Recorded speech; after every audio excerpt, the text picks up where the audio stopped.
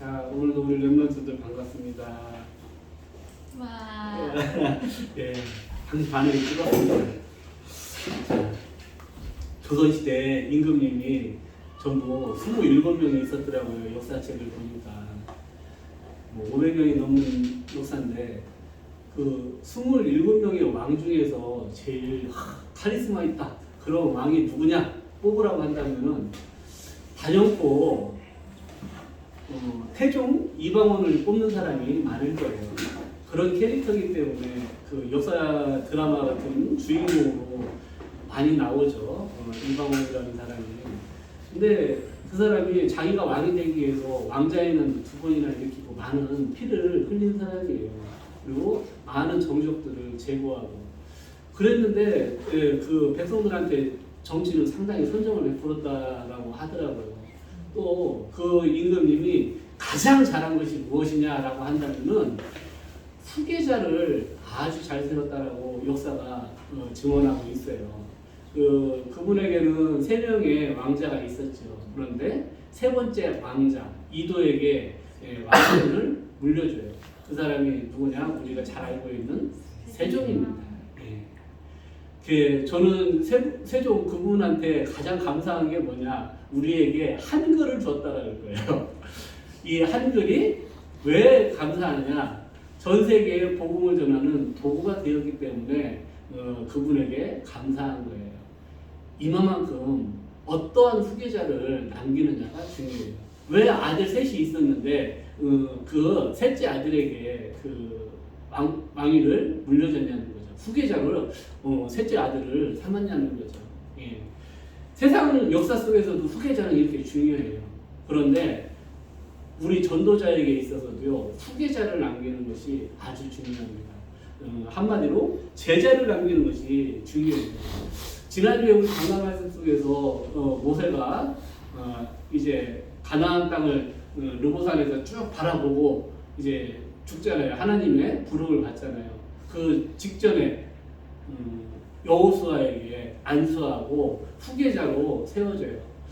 저는요, 모세가 많은 응답도 받고 축복도 받았지만은 그것이 어떻게 보면 가장 큰 축복이다.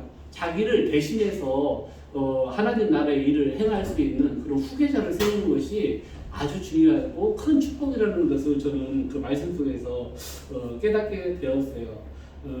그렇다면 우리는 어떤 제자를 남길 것인가? 여호수아가 모세의 수종자였다라고 성경은 말씀하고 있습니다. 모세를 쭉 따라다니면서 본 거야. 하나님께서 모세와 함께 하시는 것을 딱 본 증인이라는 얘기예요. 그리고 또 유월절 그리스도 복음을 체험한 사람이에요.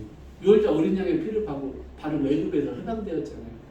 그리스도의 보혈의 능력으로 사탄과 죄와 저주 재앙 지옥 권세에서 해방되었음을 체험한 사람이 여호수아였다는 거였다는 거예요. 우리는 그러한 제자, 즉 후계자를 남겨야지 된다는 거예요. 광야 40년 동안 성령께서 함께 하시고 인도하시고 보호하심을 체험한 사람이 여호수아였다는 거예요. 즉 우리 렘넌트들이 말씀을 따라가는 그런 제자가 되어야지 된다는 거예요. 또 마지막으로는 성령께서 역사하셔서 가나안 땅을 정복을 했잖아요. 그 성령의 역사, 즉 성경적 전도운동을 체험한 사람이 여호수아였다라는 거예요. 우리 렘넌트들이 그런 제자고 또 후계자고 세워져야지 된다라고 봐요. 그 여호수아서는요, 그 구약 시대의 사도행전이라고 보시면 돼요. 사도행전 보시면 성령께서 임하셔가지고 로마까지 쭉 복음이 증거되는 것을 기록되어 있잖아요. 그런데 여호수아와 그 갈렙 또 렘넌트들이 가나안 땅을 정복하는 그 과정이잖아요. 그거랑 똑같아요. 그래서 구약 시대의 사도행전이 여호수아서인 거예요. 오늘 이따 2부 예배 때 갈렙 나와 계시지만요, 가나안 땅에 들어간 사람은 기성세대는 여호수아, 갈렙 2사람밖에 없어요. 나머지는 렘넌트였어요. 갈렙이 아닥산지를 정복할 때가 그때 85세였다라고 했으니까 40년 빼면은 40세에 가나안 땅을 정탐을 했어요. 그리고 80세에 가나안 땅에 들어갔고 안학사님이 정복한 것은 5년 뒤였으니까 85세가 맞습니다. 예, 이 얘기를 왜 하느냐? 기성세대인데도 즉 모세도 가나안 땅을 밟지를 못했어요. 그런데 여호수아 갈렙만 렘넌트와 함께 그것도 가장 앞에 서서 선봉장으로 가나안 땅을 정복한 사람이 여호수아 갈렙이었다라는 거예요. 저는 그래서 여호수아 갈렙의 말씀을 붙잡은 거예요. 우리 렘넌트들과 함께 세계복음화의 선봉장으로 서는 그런 기성세대가 되어야지 되겠다라는 그 말씀을 붙잡았어요. 그리고 그렇게 기도하고 응답 받으려고 지금 나가고 있습니다. 지금 응답 받고 있죠. 예. 본론으로 디모데 후서 오늘 말씀이 나와요. 이 디모데 후서는요, 바울이 마지막으로 쓴 편지예요. 바울이 사도행전 28장에 보면 1차로 로마 감옥에 투옥이 됐잖아요. 그 다음에 무혐의로 석방이 돼요. 네. 그 다음에 네로라고 하는 황제가 기독교를 박해를 하면서 그때 다시 잡혀서 2차로 감옥에 잡히게 돼요. 그리고 순교를 얼마 남겨놓지 않고 자기 이제 죽으면 아는 거예요. 아, 이제 내가 죽을 시간표, 순교당할 시간표가 되었다. 그 시간표에 하필이면 다른 사람도 아니고 디모데에게 편지를 썼다라는 거예요. 디모데, 자기가 가장 사랑하는 제자, 후계자에게 유언을 남겼다라고 보시면 돼요. 그것이 디모데 후서인 거예요. 디모데 후서 여기 보면은 첫 번째 눈물을 아는 자라고 되어 있어요. 주의 종의 기도 속에 있는 자. 바울이 디모데한테 가장 많이 표현한 게 내 아들, 참 아들, 이런 아들이라고 하는 표현을 상당히 많이 써요. 그런데 왜 아들이라고 불렀을까? 바울은 결혼도 안 했는데 그것이 그리스도의 피를 나는 혈연 관계라는 거예요. 우리 렘넌트와 저와의 관계도 또한 그렇다는 거예요. 그리스도의 피를 나는 우리는 혈연 관계인 거예요. 주의 종의 기도 속에 있는 자라고 말씀하고 있어요. 주의 종, 즉 목사님께서 항시 생각할 때마다 우리 렘넌트들 생각이 떠올라야 돼. 그런 렘넌트가 되셔야지 됩니다. 창세기 37장에 보면 이런 말씀이 있어요. 이제 요셉이 자기 꿈꾼 얘기를 막 하잖아. 그런데 그 형제들은 어떻게 시기했잖아요. 그런데 그 아버지 야곱은 그 꿈 얘기를 마음에 간직해 두었다라고 되어 있어요. 그 야곱은 항시 요셉이 마음속에 있는 거야. 요셉의 붙잡은 언약과 그 비전을 놓고 항시 기도한 사람이 야곱이었다는 거예요.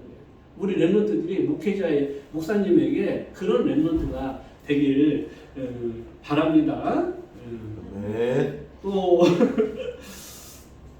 참된 눈물을 아는 자라고 되어 있어요. 우리가 드라마 보면서도 울 수 있고 그렇잖아요. 눈이라는 게 슬퍼서도 울 수도 있고 우울증이 있어서 울 수도 있고 너무 기뻐서 울 수도 있고. 제가 전에는 참 눈물이 없었어요. 그런데 구원받고 나니까 울 일이 많더라고. 감사해서 감격해서 울 수도 있고. 또 가장 큰 눈물은 뭐냐, 현장을 보면서 저 복음받지 못하고 구원받지 못하고 저주 가운데 사는 사람들 보고 그 영혼을 사랑하는 마음, 애통한 마음이 있더라는 거예요. 애통한 눈물이 통하는 그런 렘넌트가 바로 후계자이고 제자예요. 우리가 영혼 사랑하는 마음이 없잖아요. 그러면은요, 그건 전도자의 사실상 제일 기본이 되는 거예요. 우리가 영혼 사랑하는 마음 없이 전도할 수 없고 전도 운동을 할 수 없다라는 거예요. 그 흑암 가운데 있는 현장을 보면서 아, 내가 이 현장에 오직 그리스도만 말해야 되겠다. 이 애통만 가지고 복음 전하는 것이 바로 전도자이고 렘넌트이고 이 전도 운동의 후계자의 조건이라는 겁니다. 예. 복음의 뿌리 가진 렘넌트가 디모데였어요.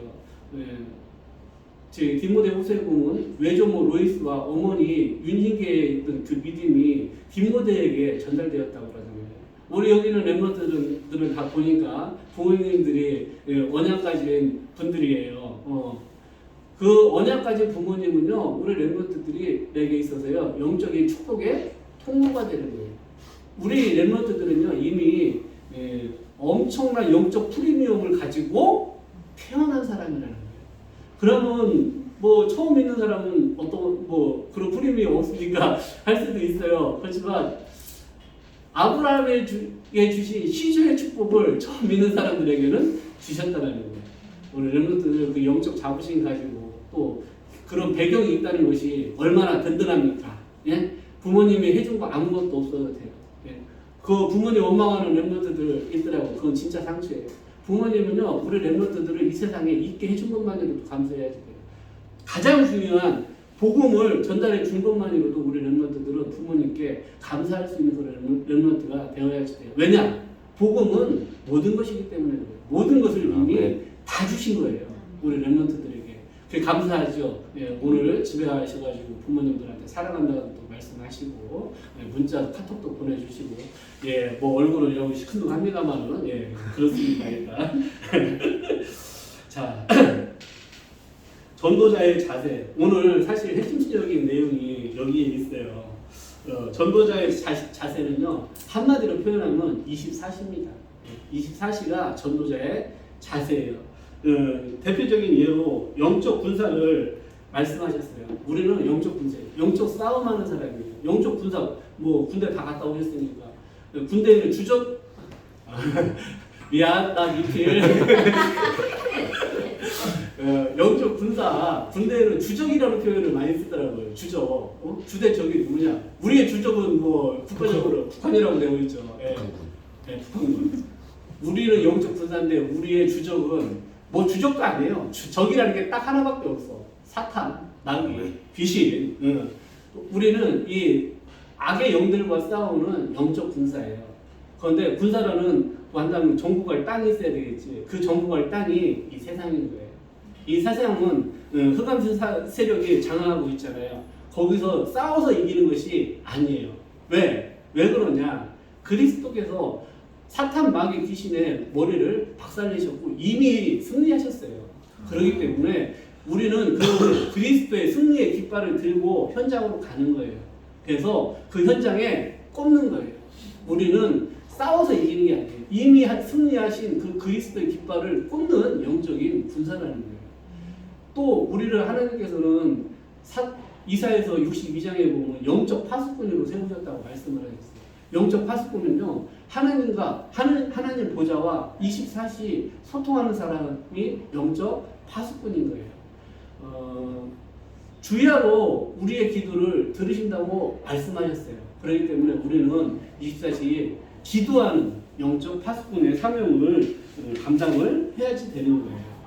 또 백성이 올 수 있도록 큰 대로를 수축하라고 말씀을 하셨어요. 우리는 237 나라 5천 종족에서 올 수 있는 큰 길을 만드는 영적 파수꾼인 거예요. 또 만민을 위하여서 깃발을 들라고 했어요. 만민, 237 나라 5천 종족 만민을 위해서 그리스도의 깃발을 드는 사람들이 우리 영적 파수꾼이 해야지 될 역할인 겁니다.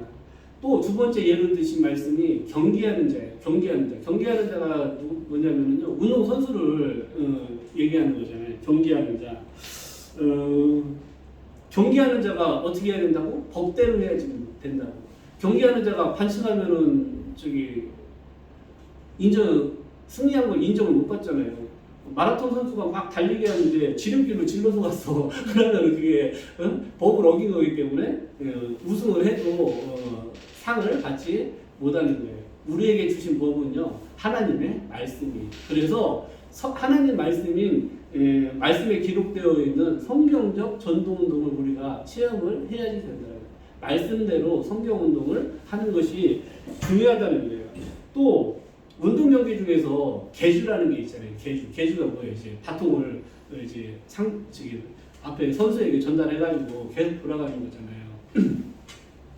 그와 마찬가지로 우리는 경기하는 자이기 때문에요, 언약의 바통을 후대에게 전달할 그럴 사명이 우리에게 있다라는 거예요. 운동선수들 대부분 보면은 이제 중학교 정도 되면은 어떻게 하냐면요, 합숙을 해요. 논산에 체코 같은 데 있잖아요. 그런 데는 합숙을 하면서 훈련을 하잖아요. 운동하는 사람들은 일심전심 지속을 해야 돼요. 만약에 운동하는 선수가 운동을 쉬었어. 그럼 어떻게 돼? 근육도 다 빠지고 다시 그걸 만들어야지 돼. 그러기 위해서 운동을 어떻게 해야 된다? 지속해야지 된다는 거예요. 우리는 경기하는 자처럼요. 매일 훈련 속에 있어야지 되고 계속 지속해서 전도운동을 해야지 된다는 거예요. 사도행전 5장 42절에 보면 이런 말씀이 있어요. 그들이 날마다 성전에 있든지 집에 있든지 예수는 그리스도라고 가르치기와 전도하기를 그치지 않았다라고 말씀을 하고 있어요. 자, 우리가 예수는 그리스도라고 복음을 전하고 또 가르치고 즉 양육하고 이 모든 것이 전도운동이라는 거예요. 근데 그것을 어떻게 한다고? 그들이 날마다가 핵심이에요. 우리는 이 전도운동을 지속해야 돼요. 운동하는 선수가 하루도 빠짐없이 훈련을 하듯이 우리는 매일 전도운동의 길에 서 있어야지 된다는 거예요. 그래서 영적 전도운동의 후계자는 24시입니다. 또 잠깐만.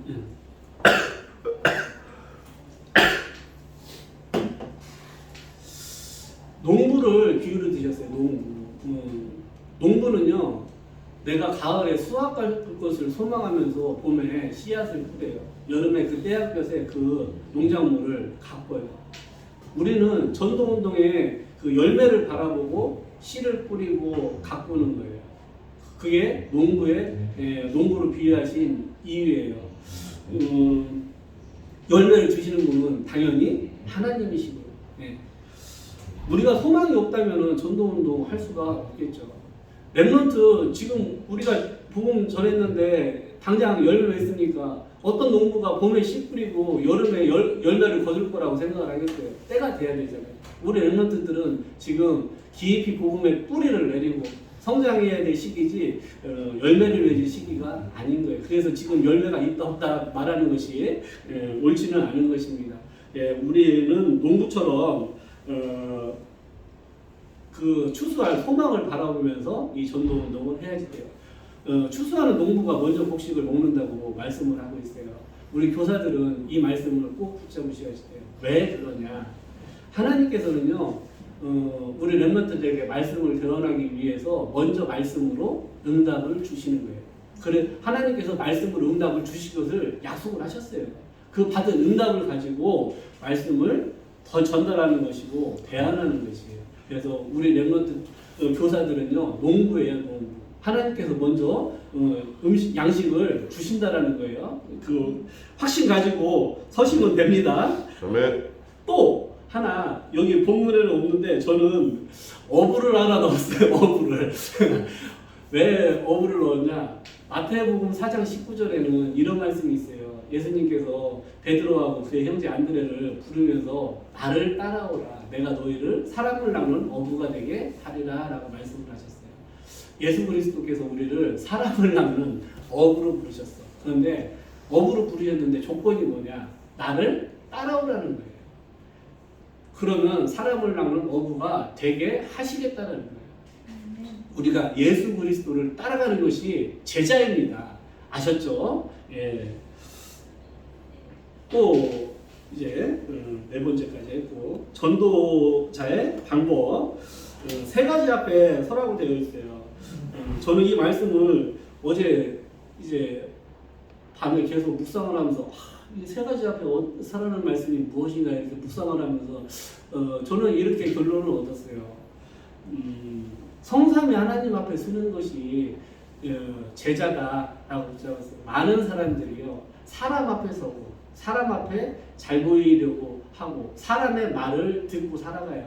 그런데 우리는 하나님 앞에서 우리가 살아야지 된다는 거예요. 그것이 진짜예요. 하나님 앞에서라는 단어가 라틴어로 코람데오라고 하는 단어가 있어요. 코람데오. 우리가 항시 자꾸 사람을 의식한다 생각하잖아요. 저는 그때마다 코람데오를 생각을 해요. 내가 하나님 앞에 서야지. 하나님이 원하시는 것은 무엇인가? 하나님의 말씀은 어떻게 되어 있지? 하나님의 계획은 무엇일까? 하나님의 절대 목표는 여기서 무엇인가? 그것을 항시 질문하고 하나님 앞에 서는 그런 사람이 되셔야지 된다는 거예요. 아셨죠? 때를 얻든지 못 얻든지 말씀을 전파하라. 제가 이렇게 영상을 다시 보면 제 말이 충청도인데 좀 빠른 편이더라고요.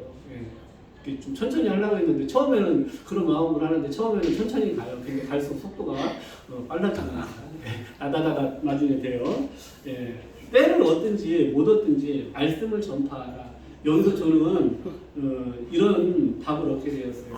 우리는요 현장 목회자예요. 강단 목회자는 당연히 목사님이시죠. 그래서 우리는 우리에게 정해진 길은 두 가지 길밖에 없어. 내가 강단 목회자로 살 것이냐 아니면 현장 목회자로 살 것이냐. 우리 교사들은요 목회자의 마인드를 가져야지 돼요. 너무 어렵죠. 내가 이 맡은 부서, 내가 맡은 랩런트 현장, 내가 여기 목사라는 거예요. 목회자라는 거예요. 그런 마인드로 하나님 나라의 일을 해야지 돼요. 예. 세상 사람들이 말하는 흔히 프로 정신이라고 할까요? 그런 것이 있어야지 돼요. 나는 현장 목회자다 이런 마인드로 사역을 하시면은 꼭 맞습니다. 예. 자, 우리 랩런트들이 갈 길은 둘 중에 하나입니다. 내가 강단 목회자가 될 것이냐 아니면 현장 목회자가 될 것이냐. 아직 강단 목회자 되겠다라는 랩런트는 아직 안 나왔네. 그런 랩런트가 나와야지 되는데요. 예. 마지막 이제 고난을 받으며 전도자의 직무를 다하라. 고난에 낙심하지 말라는 거예요. 아니 디모데가 생각할 때 우리 스승님이 그 순교를 당할 그런 시간표에 와 있어. 낙심할 수도 있잖아요. 그렇기 때문에 편지에 고난을 받으라 이렇게 쓰지 않았나 생각을 해요. 네, 오늘은 결론을 일찍 낼게요. 전도자에게 있어서 최고의 축복은요. 그래서 나를 대신할 제자를 남기는 것이다. 전도자 바울이 받은 최고의 응답, 디모데와 같은 많은 다음 주에 나올 기도와 같은 그런 제자들, 차세대 제자들을 하나님께서 붙여주셨다는 것이 최고의 응답이에요. 저는 성경을 읽으면서 참 후계자 부분에 있어서 가장 참 좀 응답 못 받은 사람이 누구냐 이렇게 얘기하라고 하면 저는 뭐 다른 사람은 다르게 생각할 수도 있어요. 히스기야라고 하는 왕을 저는 생각을 하게 돼요. 히스기야가 기도했을 때 아수르 군사 18만 5천 명이 죽고 죽을 병에서 기도했는데 15년 생명을 하나님께서 연장을 해주시고 그런 큰 응답을 받았어. 그런데 정작 후계자를 제대로 남기지는 못했어요. 그 사람이 남긴 후계자가 므낫세라고 하는 왕이에요. 12살에 왕이 되었어. 그래서 근 50년 정도 통치한 것 같아요. 참 그러면서 많은 사람들을 죽이고 나라를 우상국가로 만들어버렸어요. 참 제가 봤을 때 이 사람은 아예 태어나지 않았으면 좋았을 것이다라고 생각할 정도로 선지자 이사야를 톱으로 썰어서 죽이고 그런 악행을 저지른 사람이 므낫세라고 하는 왕이에요. 우리가 이 얘기를 왜 하느냐? 내가 당대 응답 받는 것도 중요하지만요. 후대에게 정확한 원약을 전달해가지고 미래 망대를 세우는 것 또한 영원한 응답으로 들어갈 수 있는 길이라는 거예요. 자, 우리의 인생은 한정되어 있어요. 이 한정되어 있는 그 시간을 영원이라는 응답으로 들어가는 방법이 제자라는 거예요. 그래서 우리는 이 렘넌트 키우고 원약을 전달하는 일에 생을 거는 그런 교사가 되어야지 되겠습니다. 하나님께서 응답을 주실 것입니다. 아멘. 마쳤습니다.